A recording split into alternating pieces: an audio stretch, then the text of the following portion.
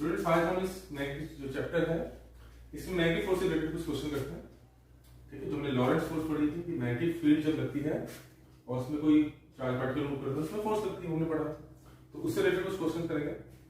हमारा सबसे पहले क्वेश्चन है the beam of alpha particles projected along positive x axis experiences a force due to a magnetic field along positive y-axis. What is the direction of the field? तो ये हमारा जो है z axis है, this is x axis और y axis, axis बाहर की तरफ। Alpha particle is projected along x axis और उसकी फोर्स जो लगी है अलोंग y एक्सिस बाहर की तरफ। तो हमें मैग्नेटिक फील्ड की डायरेक्शन बताना। ठीक है, मैंने फॉर्मूला लिखा हुआ पहले। मैग्नेटिक फोर्स का फॉर्मूला मैं पता है F = q v cross v। ठीक है, और जो हमारी वेलोसिटी है it is along positive axis. ठीक है, और जो फोर्स है उसको हम ऐसे लिख सकते हैं, उसका मैग्नीट्यूड और उसकी direction is along G axis. ठीक है, हमें बी का बताना है कि जो बी है उसकी डायरेक्शन किधर है। तो देखो जो ये एफ यहां पे लगाते हैं तो एफ जे क्यू, इसकी जगह बी आई क्रॉस ये बी है। इसके लिए हमें वेक्टर प्रोडक्ट का ध्यान में लाना है कि वेक्टर प्रोडक्ट हम कैसे करते थे, I unit vector, J unit vector और के यूनिट वेक्टर। इसका हमने तरीका ढूंढा था जिस तरह से 11th में हमने फिजिक्स में पढ़ा हुआ है कि आई क्रॉस जे के होता है, जे क्रॉस के आई होता है। ठीक है, और के क्रॉस आई जे होता है। ठीक है, के क्रॉस आई इज जे। ठीक है, देखिए उल्टा करते तो माइनस होता है। ठीक है, अगर जे क्रॉस आई करेंगे तो माइनस क्यों होगा। ठीक है, तो इन दोनों का रिजल्टेंट जो है जे है, इन दोनों का रिजल्टेंट जे है। मतलब हमने आई को ये माइनस के के साथ किया होगा, आई को माइनस के के साथ हमने किया है, तभी हमारा रिजल्टेंट ऐसा है आई और ये माइनस के उल्टा हो गया तभी हमारा जे आया। इसका मतलब जो बी है इट शुड बी ई और ये माइनस के होगा, क्योंकि आई और जे का तो के होता है। ठीक है, क्योंकि ये जे आ रहा है। ठीक है, के और आई का जे होता है, इसका मतलब उल्टा है, आई और माइनस के का जे होगा। तो इसका मतलब इसकी डायरेक्शन है अलोंग माइनस के। माइनस के ये के है इधर पॉजिटिव। ठीक है, जेड की तरफ जो यूनिट वेक्टर प्लस के है तो माइनस के, तो डायरेक्शन है, डायरेक्शन जो है अलोंग माइनस जेड एक्सिस। अभी नेक्स्ट क्वेश्चन है electron and proton moving with the same speed enter the magnetic field region at right angles to the direction of field for which of the two particles will the radius of the circular path be smaller. तो हमने पढ़ा हुआ है कि जब कोई भी charge particle किसी मैग्नेटिक फील्ड में, जो मैग्नेटिक फील्ड में परपेंडिकुलर एंटर करता है, यानी मैग्नेटिक फील्ड की डायरेक्शन और चार्ज पार्टिकल की मोशन है उसकी वेलोसिटी डायरेक्शन परपेंडिकुलर होती है, तो सर्कुलर मोशन होता है। तो इस केस में हमारा इलेक्ट्रॉन और प्रोटॉन जो है वो एंटर कर रहे हैं, उनकी स्पीड सेम है। ठीक है, और मैग्नेटिक फील्ड तो सेम है। ठीक है, और वो राइट एंगल उसमें एंटर कर रहे हैं, तो ऑब्वियसली उनका चार्ज पार्टिकल का जो मोशन होगा सर्कुलर होगा। ठीक है, तो पूछा गया है कि रेडियस कौन से किसका पाथ रेडियस जो है कम होगा। इसके लिए हमारे पास रेडियस का फॉर्मूला जो डेरिवेशन में की हुई है इज mv/qv। ठीक है, रेडियस का फॉर्मूला है, इसमें mass of the particle, velocity of particle, charge of particle, magnetic field.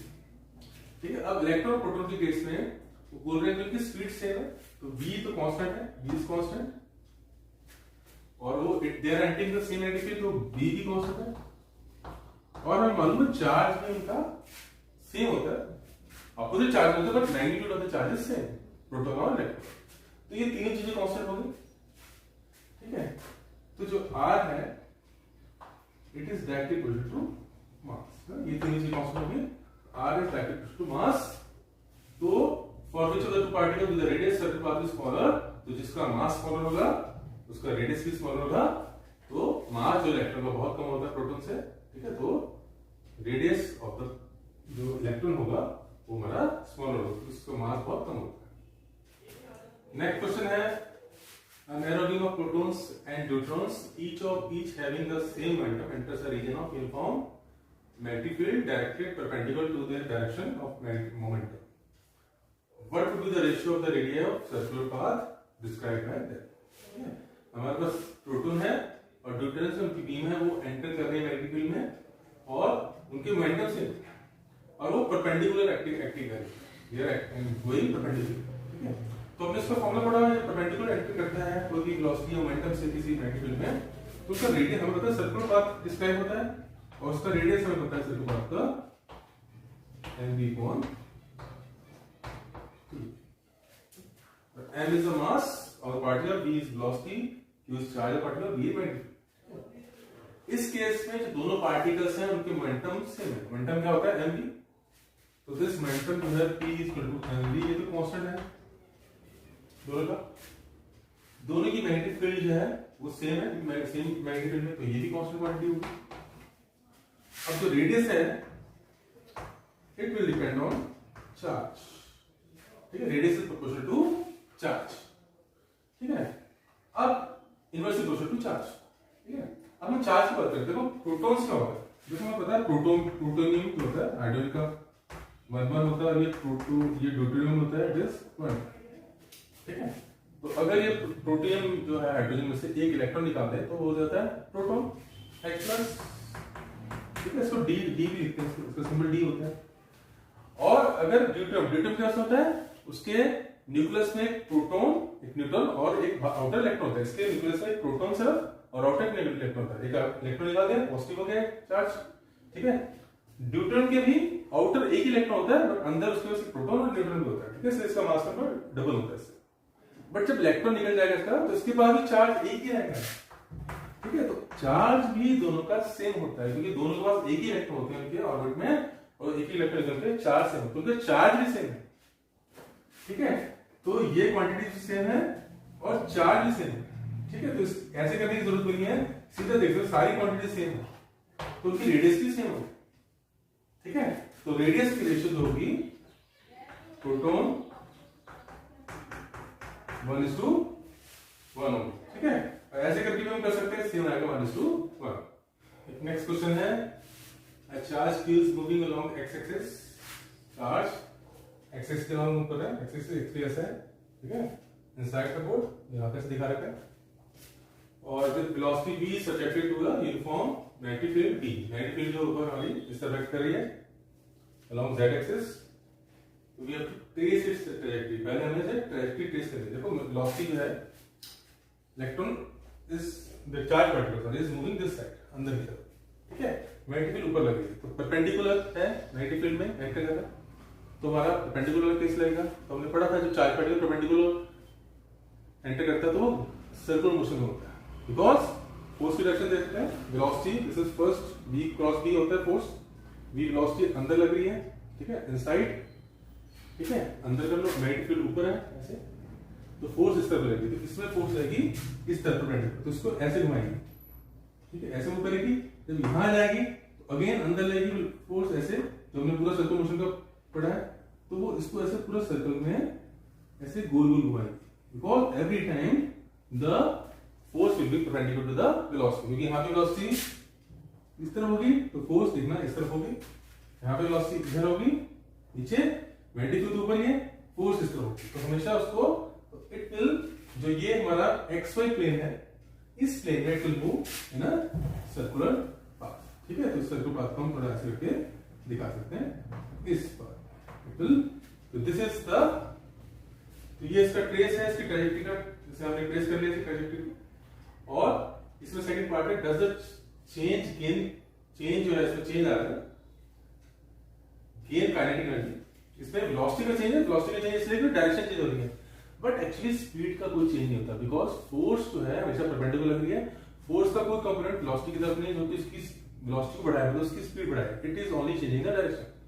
तो वेलोसिटी जो मैग्नीट्यूड है वो चेंज होगा, तो इसलिए वेलोसिटी जो हमारी चेंज होती है, इसलिए हमारी काइनेटिक एनर्जी में कोई चेंज नहीं आता है, there is no gain in kinetic energy.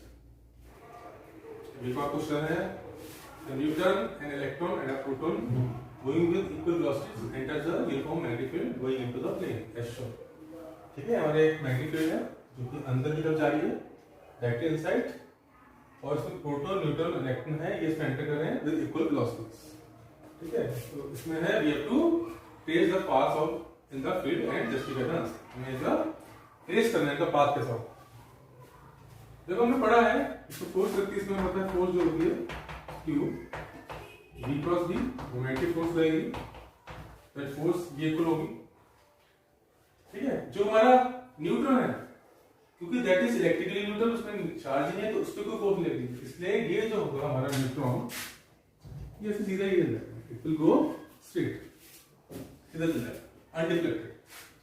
लेकिन इलेक्ट्रॉन और प्रोटॉन है, ये चार्ज पार्टिकल है, तो दे विल मूव, हमने पता है एंटर परपेंडिकुलर करें तो they will move in circular motion होगा, ठीक है। अब इनका लेकिन रेडियस पाथ अलग अलग होगा, r होता है mv/qb,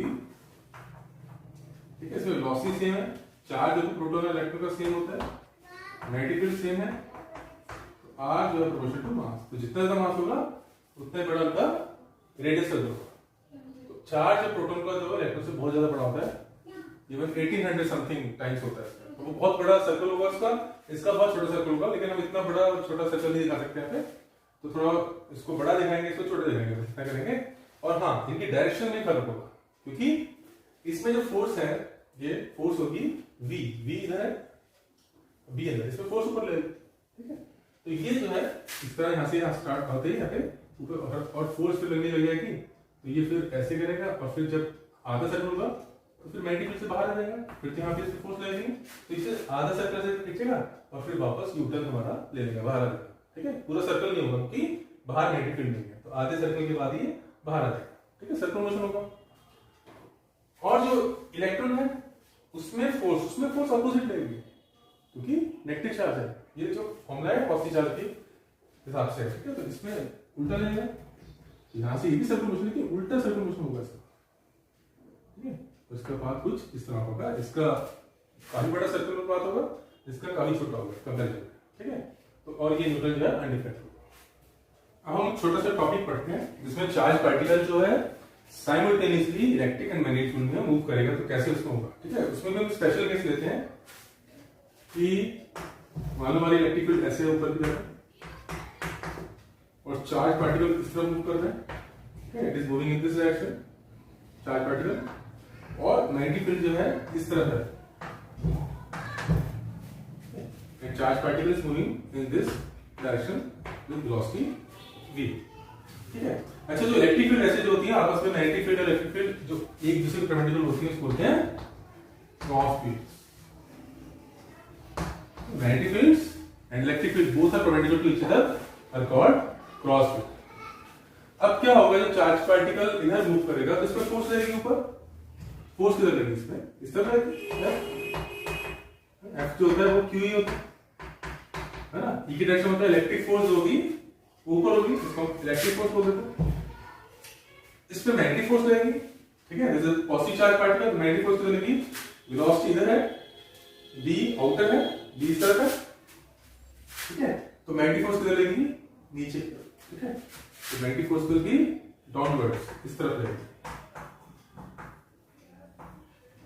ठीक है। तो ये दोनों अपोजिट हो जाएगी, और मैग्नेटिक फोर्स क्या होगी, Q V क्रॉस B होगा, V में 90 है, तो it will be QVB, sin 90 will be, तो इसमें मैग्नेटिक फोर्स ये लगेगी, ठीक है। अच्छा, अब अगर हम इस तरह से इलेक्ट्रिक एंड मैग्नेटिक फील्ड ऐसे चूज करें कि ये जो दोनों फोर्सेस इक्वल हो जाए, ऑपोजिट तो नहीं, अगर हमें इक्वल भी कर दो, है ना, हम इनकी वैल्यूज ऐसे चूज करें कि दोनों इक्वल, ऑपोजिट तो है बट इक्वल भी हो, तो क्या होगी, दोनों फोर्सेस इक्वल होगी, तो this QE will be equal to QVB, तो जो वेलोसिटी होगी E by D की रेशियो में होगी, ठीक है। या हम ऐसे ले लें कि अगर वेलोसिटी जो होगी, हम पार्टिकल वेलोसिटी इस रेशियो में होगी, ठीक है, तो ये दोनों फोर्सेस इक्वल एंड अपोजिट होगी, तो हमारा पार्टिकल में दोनों फोर्सेस कैंसिल हो जाएंगे, तो पार्टिकल जो सीधा जाता रहेगा, it will go undeflected, particle होगा it will go undeflected, ठीक है। तो इस तरह से हम क्या कर सकते हैं, अगर हमारे पास एक बीम ऑफ पार्टिकल्स है, चार्ज पार्टिकल्स है, डिफरेंट वेलोसिटी से हमारे पार्टिकल्स मूव कर रहे हैं, ठीक है, तो हम एक खास पार्ट, हम ऐसी रेशियो ले लें, इलेक्ट्रिक फील्ड हम मैग्नेटिक फील्ड इस तरह से लगाएं कि एक पार्टिकल की वेलोसिटी के रेशियो की इक्वल हो, तो उस पार्टिकल पे हमारा कोई फोर्स नहीं होगी, कोई फोर्सेस बैलेंस रहेंगी और वो पार्टिकल अनडिफ्लेक्टेड निकल के आ जाएगा बाहर, ठीक है। बाकी जो डिफ्लेक्ट हो जाएंगे वो सीधा आ जाएगा।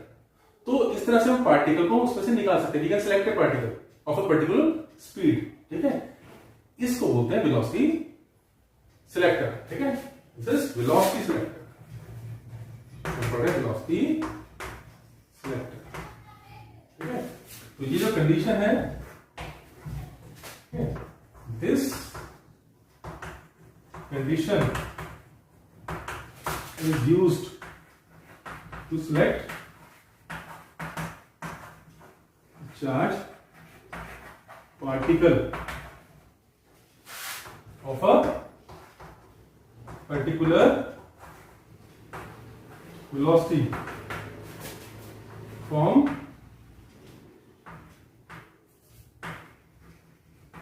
many moving charge particle is called velocity